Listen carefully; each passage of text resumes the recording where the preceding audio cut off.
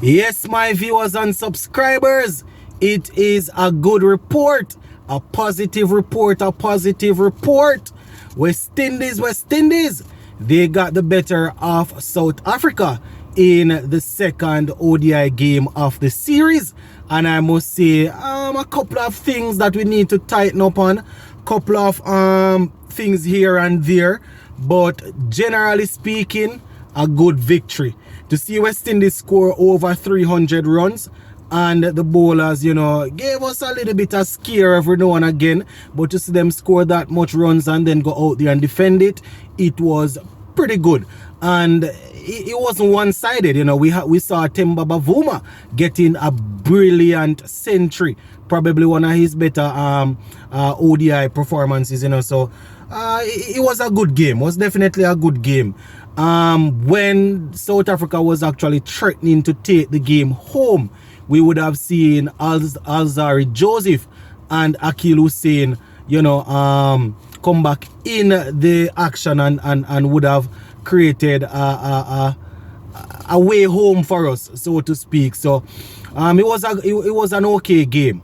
Quite a few things, couple of things, as I said, to pick on. Couple of slappiness in the field, drop catch, ball fumbling and giving away a run. And, but all in all, we have to say a good game. We have to say a good game. To see the captain, Shea Hope, coming in and batting in the middle there and score such a brilliant century. As a matter of fact, he made 128 not out. So to see him come in and marshal the innings like that, it was very, very good. 335 for 8 is what we ended up getting. At one point in time, it seems as if we were going to get closer to 350, 360. Then it seems as if we were only going to get 310, 315. But with Ravman Powell and Shea Hope hitting like that at the back end, we were able to get up to 335. Now, it was a good start from Kyle Mayers and Brandon King at the top of the order. As I said, the captain and the coach, or the coaches, would have decided that we're going to shake things up a little bit. We're going to bring in a couple of new guys at the top. Opening not new to Brandon King, as we would have seen over the last couple of games. Kyle Mayers, he's the one that, we see at the top of the order. So Kyle Mayers and Brandon King got us off to a good start. Mayers King getting 30, I think it was, and Kyle Mayers getting 36. So that was a total of 67 that they were able to put on before the first wicket fell. After that, we lost a couple of wickets quickly. You understand? Both openers went. Then we had Shamar Brooks coming in at number 3. Didn't last too long at all. He actually didn't score. Nicholas Pooran, the former captain, came in and he was looking very, very good. Looked attacking, looked comfortable, looked as if he was going to take the game to the opponents. But, he got up to 39 and then he was dismissed. 39 or 41. And I must say, the ball that he got out from, it was in the slot. It was there to be had. It was a short ball. He dragged across it, didn't time it properly, and that's how he got out. But the ball was there to be had. You understand? If he had executed the shot properly, then we would have said, yes, well done. But, he went for 39 or 41. Ravman Powell came, and shortly after Ravman Powell came on, they brought in Shamsi, and Shamsi came in. Shamsi wasn't too effective today at all, my peeps. You understand? Ravman Powell got into his work and he made 46 or 49. Then he was dismissed. So 46 or 49. Jason Hola came, settled, looked as if he was going to continue the good run of form that we saw in the test match, but he ended up only getting 15. Alzarri Joseph was left not out on 13. The other guys, Yannick Correa, the other guys didn't really do much, and we had a couple that didn't get a chance to really go out there. So 335 for 8. As I said, almost any day of the week I would take that from West Indies. You understand? Especially the fact that in the back end the pitch was slowing up a little bit. I was worried that we were going to fumble and get bowled out, but you know, we were able to hold it together and get that 335 for 8.